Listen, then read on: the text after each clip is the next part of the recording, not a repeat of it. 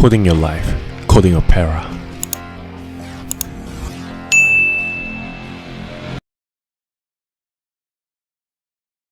안녕하세요. Coding Your Life, Coding Opera입니다. 여러분, 이번 주에 정말 믿기 힘든 사건이 일어났습니다. 바로 노벨 물리학상과 화학상에서 모두 AI 연구자들이 수상을 하게 되었는데요. 기초과학의 공로를 수상하는 보수적인 노벨상이 어떻게 해서 AI 연구자들에게 돌아가는지 모두의 이목이 집중되는 가운데 지금부터 코딩 오페라가 이해하기 쉽게 설명드리도록 하겠습니다. 이번 노벨 수상자는 물리학상 2명, 화학상 3명이 수상하게 되었습니다. 먼저 물리학상 수상자인 호필드와 힌튼 교수는 AI 뉴럴 네트워크를 발전시킨 공로로 수상하였고, 화학상 수상자인 베이커 교수, 하사비스, 점퍼는 단백질 구조를 예측하는 모델인 알파폴드를 통해 단백질의 구조를 파악한 공로로 수상하였습니다. 정말 특이한 점은 하사비스와 점퍼는 구글 딥마인드 팀의 AI 연구원으로서 화학계와는 거리가 다소 있다는 점입니다. 이 때문에 이번 노벨상에 많은 사람들의 관심을 두고 있는데요. 지금부터 하나씩 벗겨보도록 하겠습니다. 먼저 노벨 물리학상입니다. 본격적인 설명에 앞서 AI 발전 연리를 설명드리도록 하겠습니다. 1950년 천재 컴퓨터 공학자 튜링은 인간과 구별할 수 없는 기계의 능력을 테스트하는 튜링 테스트를 개발하여 인공지능의 서막이 열리기 시작했습니다. 이후 1958년 프랭크 로젠블라트가 AI의 기초가 되는 인공신경망 ANN을 세계 최초로 개발하여 부흥기를 얻은 AI는 1969년 민스크와 페퍼트가 exclusive OR 문제를 인공신경망으로 풀 수 없다는 것을 증명하면서 암흑기에 접어듭니다. 당시 정부나 기업 등 많은 기관에서 불가능하다고 증명된 AI 기술에 대한 투자는 전면 중단되었습니다. 이후 exclusive OR 문제를 다중 퍼셉트론으로 해결하여 두 번째 호황기에 접어들었지만 곧 작은 문제로 암흑기에 도달합니다.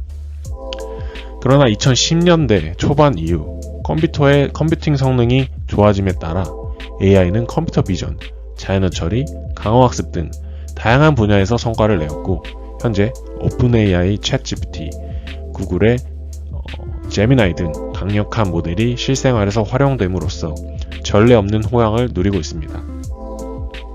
이렇게 AI 역사를 보면 호황기와 불황기가 번갈아가면서 오는데요. 호황기와 불황기에 연연해 하지 않고 꾸준히 연구해온 연구자가 있었으니 그들의 이름은 바로 호필드와 힌튼입니다. 1982년 물리학자인 호필드는 물리학 이론을 적용한 호필드 네트워크를 개발합니다. 물리학에서 전자는 회전 스핀에 따라 에너지가 결정됩니다.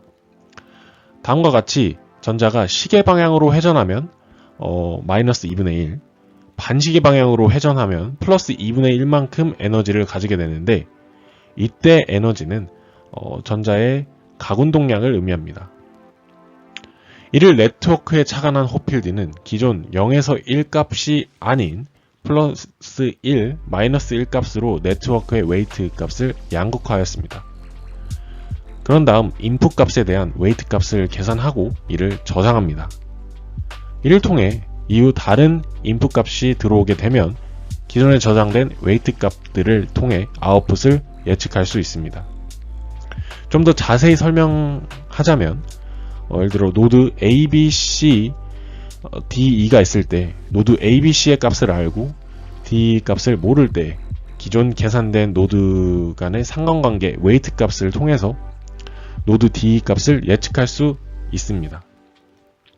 뿐만 아니라 호필드는 네트워크의 에너지를 사용해 원본과 예측 본과의 에너지 차이가 가장 적은 방향으로 학습하게 됩니다. 네, 그림을 보시면 에너지를 그래프화한 모습인데 로스 펑션과 비슷하게 생겼죠. 이를 통해 훼손한 J를 온전한 J로 변환한 것을 알 수 있습니다. 이렇듯 호필드 네트워크는 과거의 기억을 통해 연상작용을 하는 것에 특화된 네트워크입니다. 이와 더불어 1985년 힌트는 볼츠만 머신을 개발하여 이를 공로로 이번 노벨 물리학상을 수상하게 되었습니다. 볼츠만 머신은 이름에서 아시다시피 볼츠만 방정식에서 착안된 아이디어입니다. 볼츠만 방정식은 1872년 볼츠만이 기체 내 분자들의 운동을 통계적으로 모델링하여 기체의 성질을 설명하는 데 사용하기 위해 만든 방정식입니다. 힌트는 이런 통계학적 개념을 인공신경망의 뉴런에 적용하여 결정론적으로 출력값을 출력하지 않고 확률적으로 출력하는 볼츠만 머신을 개발하였습니다. 볼츠만 머신은 확률과 통계 기법을 사용하였기 때문에 기존 네트워크보다 더욱 많은 경우의 수를 다룰 수 있었고, 힌트는 기존 네트워크의 히든 노드와 비주얼 노드 간의 연결을 끄는 Restrict Boltzmann Machine RBM을 개발하여 연산율을 극대화할 수 있었습니다. 이 모양은 효율이 좋아 현재도 많이 사용되고 있는 뉴럴 네트워크 구조입니다.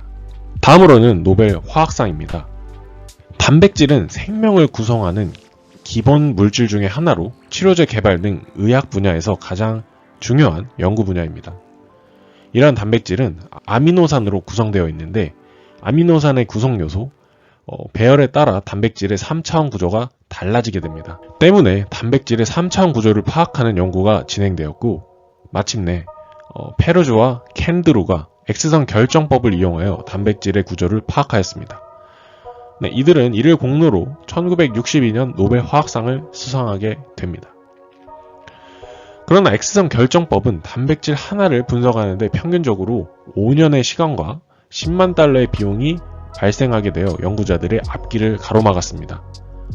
이로 인해 인간이 발견한 2억 개의 단백질 구조 중 구조가 파악된 것은 0.1% 수준인 20만 개가 채 되지 않았습니다. 그러나 이 문제를 해결한 것은 바로 인간이 아닌 AI 모델 알파폴드였습니다. 알파폴드는 우리에게 2세대 9단을 꺾은 알파고 바둑 AI를 만든 것으로 유명한 구글의 자회사 딥마인드에서 개발한 단백질 구조 예측 AI 모델입니다.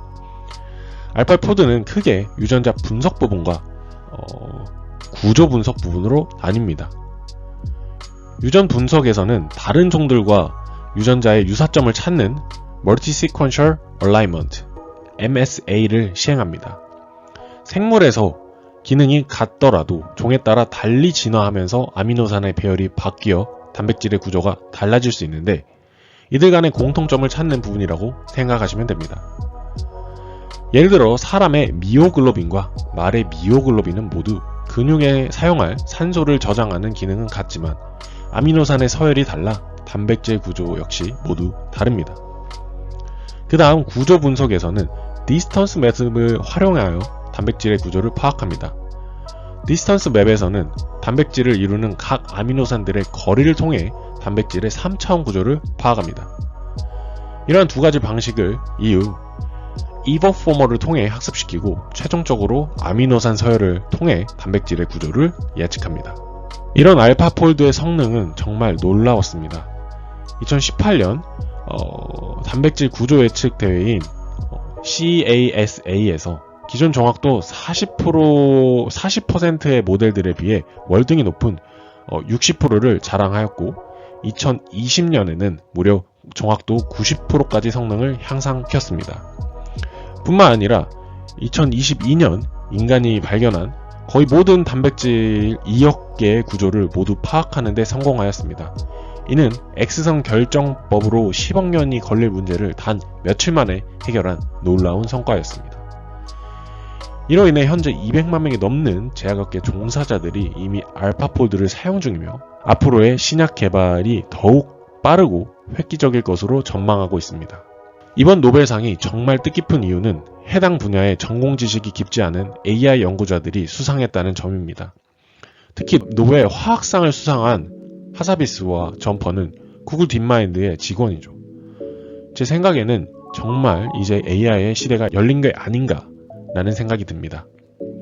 그러나 이러한 AI에 대한 우려의 목소리도 나오는데요.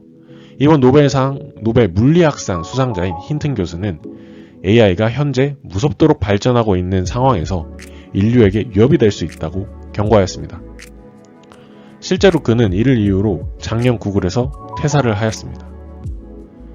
이와 반대로 구글의 딥마인드 CEO이자 노벨 화학상 수상자인 하사비스는 AI 발전으로 인해 수십억 명의 삶을 개선할 수 있는 잠재력이 있다고 언급하며 AI 발전에 대해 긍정적인 발언을 하였습니다. 여러분의 생각은 어떠하신가요? 댓글로 알려주시면 감사하겠습니다. 오늘 영상 어떠셨나요? 마음에 드셨다면 좋아요와 구독을 통해 저를 응원해주세요. 현재 저는 인공지능 및 코딩 관련 블로그와 오픈 채팅방도 운영 중인데 링크를 아래 달아놓았으니 인공지능에 대해 서로 배우고 정보 공유하고 싶으신 분들은 꼭 참여 부탁드리겠습니다. 저는 여러분의 인생을 코딩해드릴 Coding Your Life 코딩 오페라입니다. 다음 시간에 만나요. 안녕.